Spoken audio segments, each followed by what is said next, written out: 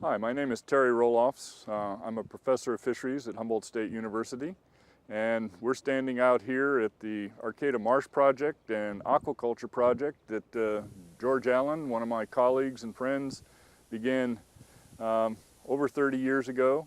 As much as anything that has put this area of the world on the map has been this incredible success and international recognition of this innovative wastewater treatment facility, and the combining of that with aquaculture. George proved that salmonids, salmon and steelhead, could be reared in wastewater. I came here with a background in salmon, and I wanted to look for a place for salmon to come back, and that's how I got started at the oxidation pond. And then I happened to be there, and then the wastewater war started, and you see, it doesn't start at any one spot. This is the problem. You know, my wife always used to get mad at me. She'd say, well, when is this thing going to be over? And I said, it's not going to be over. There's no ending, there's no beginning, and there's no ending. George had been working out here in cooperation with the city of Arcata and training students for a number of years before the old issue of bay discharge of wastewater became a controversy with the bays and estuary policy in California. And because of George's work here and the presence of Robert Gearhart in the engineering department, the city of Arcata felt that there were opportunities here, short of going to a huge, very expensive secondary waste treatment facility out on the peninsula, that they might actually be able to do something innovative. Well, then there's another character that enters the picture, which was a gentleman by the name of Dr. John DeWitt. He was one of the founders of the fisheries program here, and he was on sabbatical leave for 2 years when I came. Wasn't here, but when he came back, he had encountered the fish culture ideas up at Oregon State from where he came from, and I was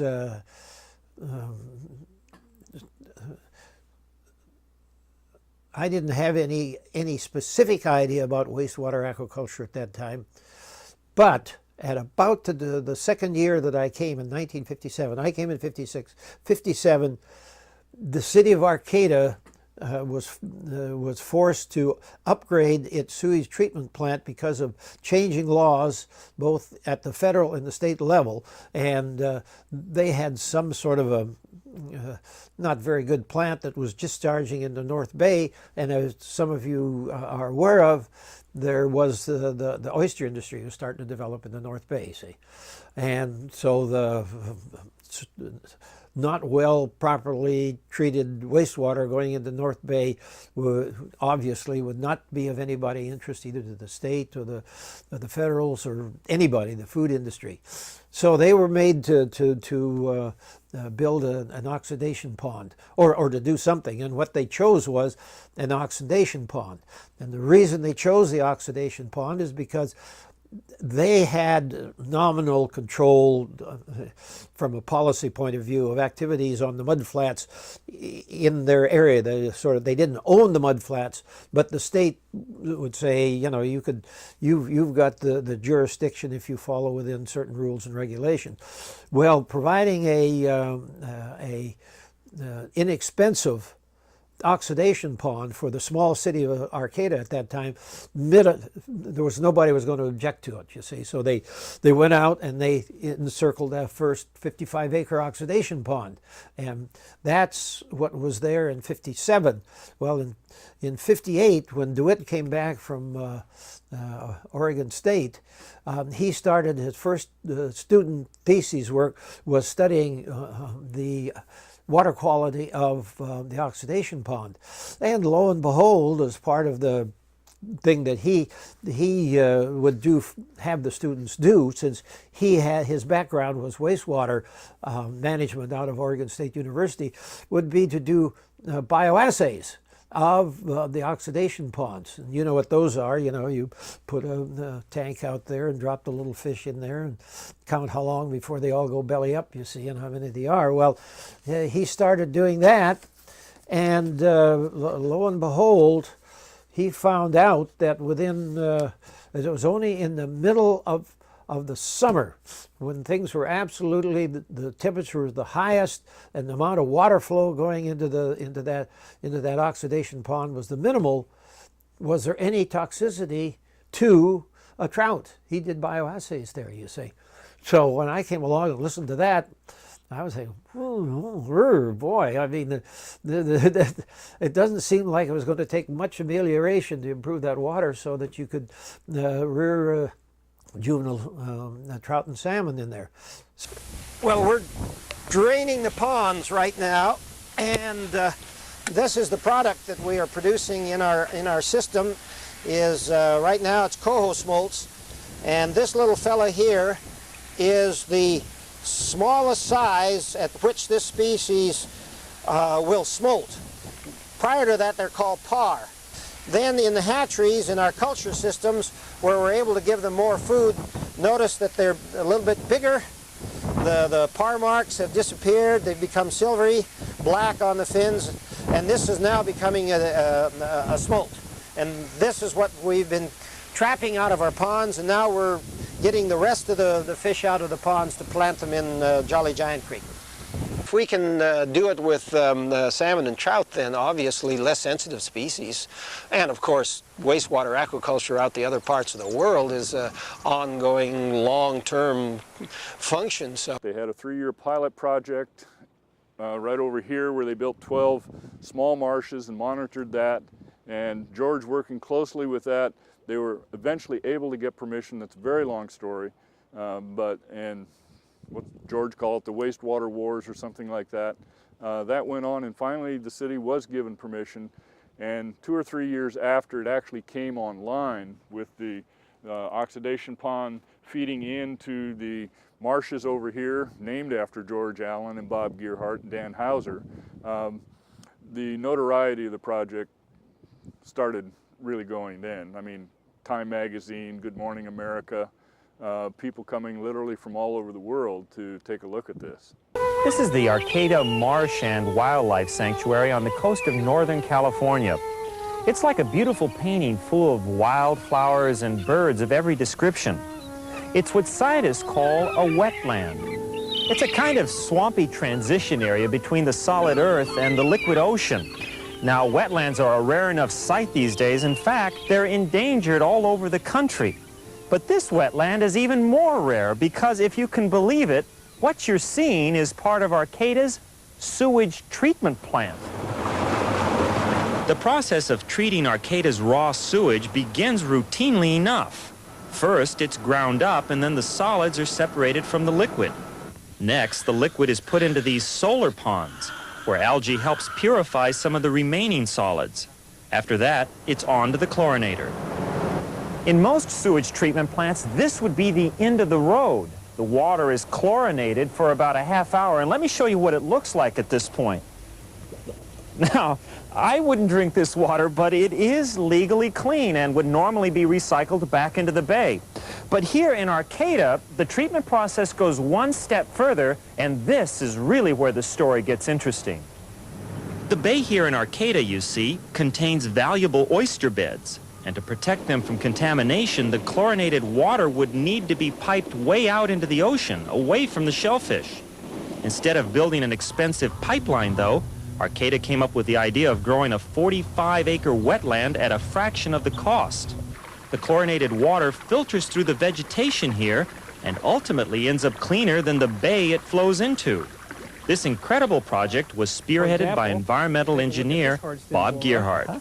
You can see that some of the bacteria that are surrounding the hard stem bulrush is decomposing the waste. So that even clarifies it further. And just how clear does it get? Well, let's take a look, Michael. Okie dokie. Here's the proof of the pudding here, huh? Whoa, now that's clear, especially if you compare it to the water that I got at the chlorinator. Jeez. Now it's ready to go in the bay. Compared to Arcata's naturalistic approach, ordinary treatment plants cost up to 10 times more to build. They're also more expensive to maintain, and they're not nearly as pretty to look at or as popular. All this hoo-ha and whatnot, well, it was okay. You know, we're not going to turn it down, but when you're out here and you're in a sewage treatment plant, out in the mud flats, that sort of thing you kind of go, oh God, come on now, get off. As we look around out here, there are a number of facilities, structures that function is not immediately apparent. One of the problems whenever you concentrate fish and rear them in a concentrated area is you set the table for a whole suite of predators. And an awful lot of the predators that are drawn to fish like this, particularly given our setting right here on Humboldt Bay, are fish-eating birds. So the netting that you see, some of this has to do with shading and keeping this deeper rearing facility cool. That's what the shading over the top is, but all of the net restraining, the electrical wires that went around here, there was a constant battle, and it was one of these sort of coevolution things of predator and prey, and the people that are trying to keep the fish alive is as they'd come up with one thing that would stop a particular species or a particular type of feeding, then some other diving bird would come in, and eventually they had to go to complete pretty much encasement of these various rearing facilities, or the mortality on the fish was very large.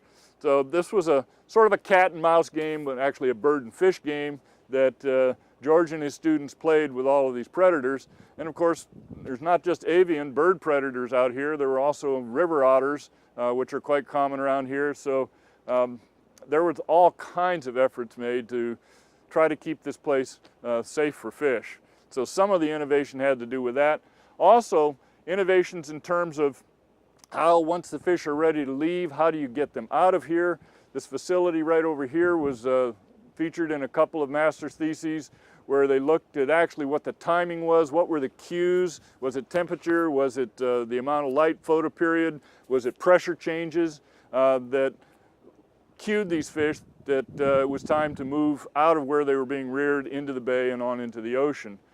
So George and his students just constantly, as they'd make one milestone, then other questions would come, and it's a classic case of this application of the scientific method. You push things, you have a hypothesis, you test it, you learn something you didn't know, that creates other hypotheses, and as I said earlier about George, he has this mind that just works at a very, very rapid pace and very, very creative. You can see in all of this at no time did any information ever come up that the thing was going to, do in the oysters, pollute the bay, hurt any of the 8 criteria of beneficial uses of the bay, and then every indication that the beneficial uses would be upgraded tremendously.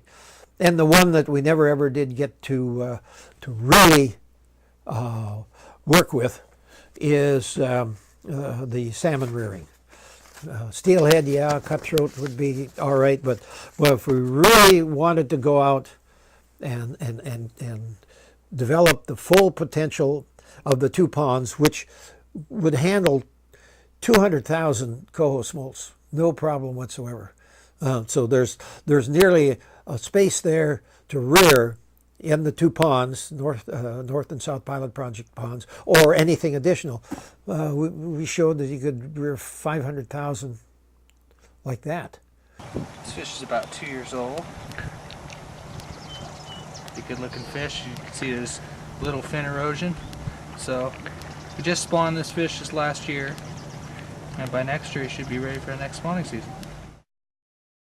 So slowly but surely, by 1-2 year increments, we worked down to what you see out there now.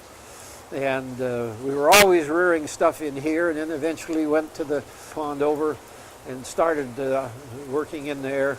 And then finally we tested all of the ponds all the way down.